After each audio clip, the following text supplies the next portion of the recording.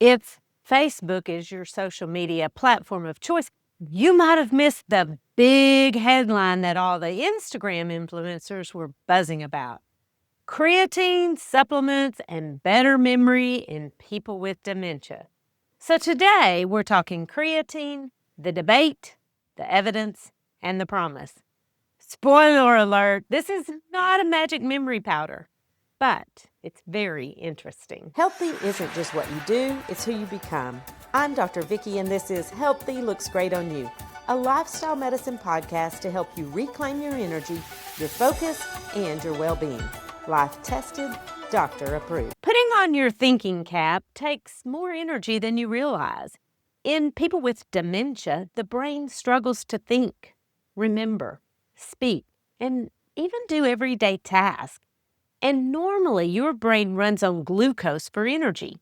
But in dementia, even in aging, the brain's ability to use glucose gets sluggish. Think of it like your phone when the battery says 50% and it's only noon. Part of the problem is the mitochondria, the tiny power plants inside your cells. And yes, this is Chemistry 101. I know. I didn't want to memorize the Krebs cycle either. I never thought I'd use that information again, and yet, here we are. We also know that insulin resistance is linked to obesity, type 2 diabetes, heart disease, and dementia. When insulin doesn't work well, the mitochondria don't turn glucose into energy efficiently. So researchers asked a simple question. What if we give the brain another way to make energy? And all the CrossFit crowd said, finally, the science caught up with us. Creatine. Gym bro powder meets grandma's brain. I remember when my son was in high school as an elite pole vaulter, all his friends were taking creatine for bigger muscles. And what teenage boy doesn't want bigger muscles? Fast forward to today, and postmenopausal women want stronger muscles too. And that's a very good thing because muscle is longevity insurance. So wouldn't it be great if there were a supplement that helped your muscles and your brain? Let's go to mini medical school and learn, what is creatine anyway? Creatine isn't an amino acid, but your body does make it from 3 amino acids: arginine, glycine, and methionine. Think of creatine as an energy helper molecule. Your liver and kidneys make it, and then they ship it to your muscles and brain. And so when you flex a muscle or fire a neuron, your cells need ATP. That's the currency of energy. Creatine helps recycle ATP fast. It's like a backup battery for your brain and your muscles. So exactly what does it do for your muscles? Well, athletes have used creatine for decades, and it increases creatine storage in the muscles by about 20 to 40%.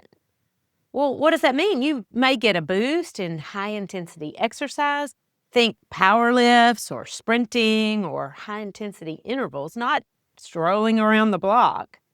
Creatine doesn't magically build muscle while you sit on the couch watching Netflix, but it helps you train harder, which does help build muscle over time, and it may help you recover faster. And doctors used to worry about kidney damage, and it turns out that that risk was probably overstated. Though, if you have kidney disease, liver disease, or diabetes, talk to your doctor first.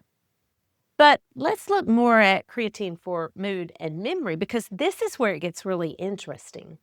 Some studies show that creatine may improve mood, memory, and concentration, especially in people who are stressed out or sleep deprived. And new research suggests that it may help adults over 60 with memory, executive function, and neuroprotection, kind of like wearing a helmet for your brain. Okay, now it's got my attention. And the study that broke Instagram was a big headline that came from a small study of 20 people with Alzheimer's disease.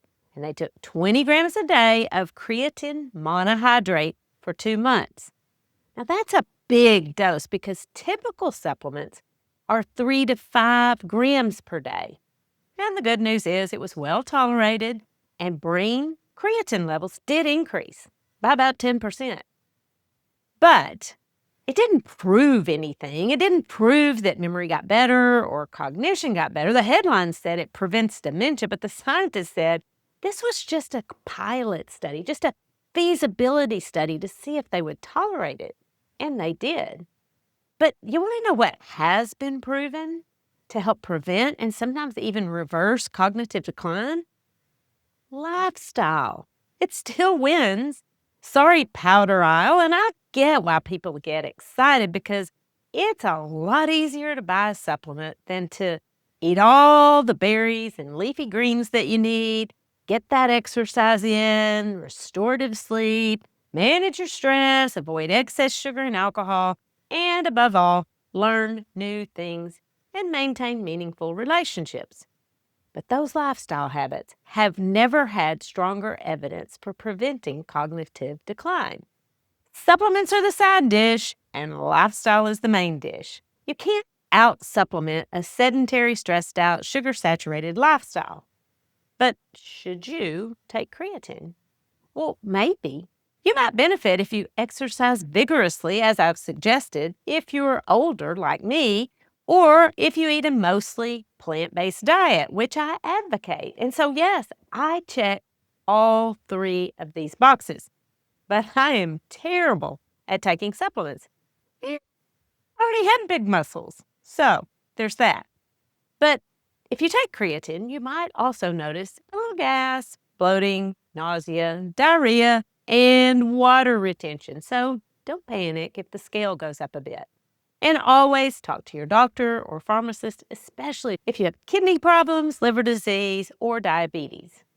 Creatine is promising. It's a backup battery for cells under high energy demand, whether that demand is lifting weights or learning a new language. Research is ongoing, and if creatine turns out to prevent skin aging, then I will personally buy stock in the supplement aisle. If you want real strategies to keep your brain sharp, not just trendy powders, head to healthylooksgreatonyou.com and check out my recent episode on brain health. I'll put a link in the show notes, but if you subscribe, you'll never miss an episode because I'll send it right to your inbox. Because healthy looks great on the inside, and healthy looks great on the outside, and healthy looks great on you. The information contained in this podcast is for educational purposes only and is not considered to be a substitute for medical advice. You should continue to follow up with your physician or healthcare provider and take medication as prescribed. Though the information in this podcast is evidence-based, new research may develop and recommendations may change.